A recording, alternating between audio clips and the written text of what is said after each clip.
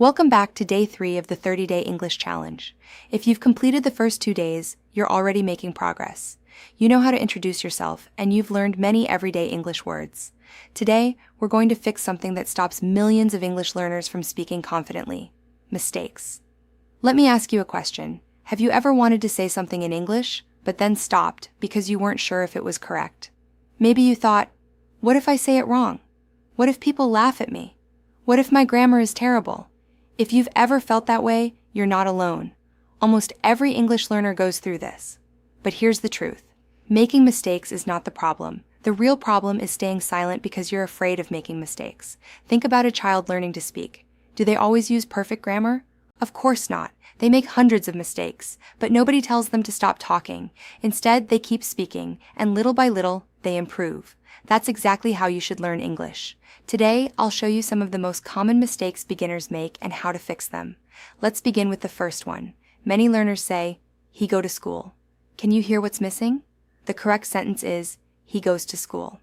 When you're talking about one person using he, she, or it, most present tense verbs need an S. For example, she likes coffee. He works in an office. It looks beautiful. Repeat after me. He goes to school. She likes music. It works perfectly. Excellent.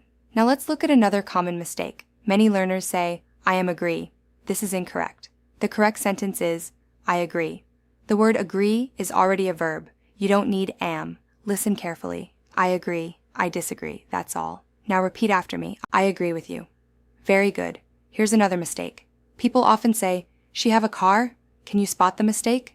The correct sentence is, she has a car. Remember, I have, you have, we have, they have, but he has, she has, it has. Let's practice. I have a book. She has a dog.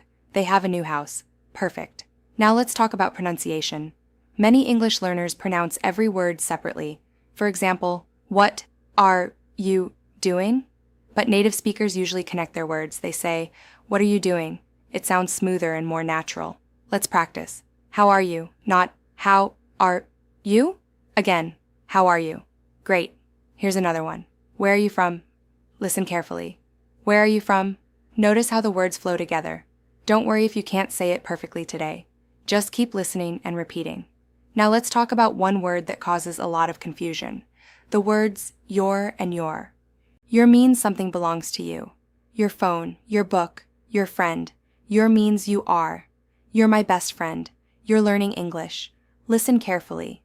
Your English is improving. You're doing a great job. Can you hear the difference? Excellent. Now here's another common mistake. Many beginners say, I am knowing. But that's not correct. The correct sentence is, I know. Some verbs usually don't use ing. For example, I know. I understand. I believe. I like. Simple. Now let's fix another mistake. Some learners say, I didn't went. That's incorrect. The correct sentence is, I didn't go. When you use did, the verb goes back to its basic form. For example, I didn't eat. I didn't see. I didn't go. Repeat after me. I didn't go to school yesterday. Excellent. Now let's practice with some real conversations. Imagine someone asks, how are you? Don't just answer, I'm fine. Try something more natural. I'm doing well. I'm great. I'm good. Thanks. I'm a little tired today. I'm excited. These answers sound more like real conversations. Now imagine someone asks, what do you do? You can answer, I'm a student. I'm a teacher. I'm a graphic designer. I work in a hospital. I run my own business. Simple and confident. Now here's an important lesson. Stop translating every sentence from your native language. Instead, think in simple English.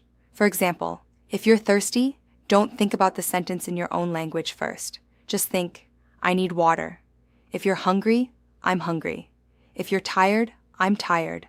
The simpler your thinking becomes, the faster your English improves. Here's a fun exercise. I'll give you a situation. You answer in English. Ready? You wake up in the morning. What do you say? Good morning. Or, I'm awake. Next. You're hungry. What do you say? I'm hungry. I'd like something to eat. Perfect. Next. Someone gives you a gift. What do you say? Thank you. I really appreciate it. Excellent. See? You already know much more English than you think. Now let's learn one habit that fluent speakers have. They don't try to sound smart. They try to sound clear.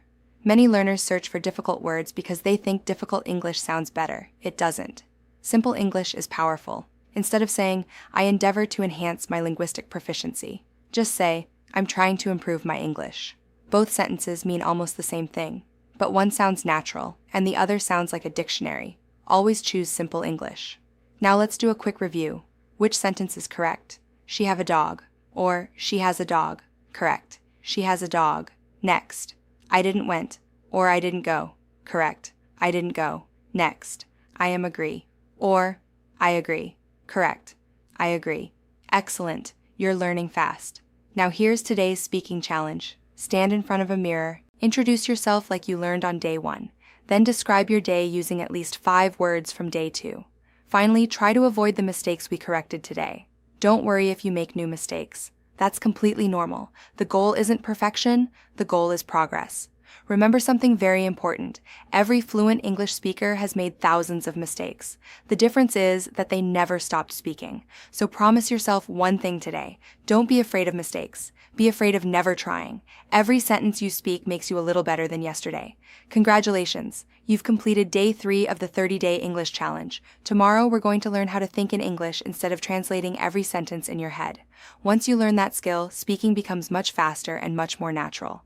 Until then, practice today's lesson, speak out loud, and remember, mistakes don't stop your progress. Silence does. I'll see you in day 4.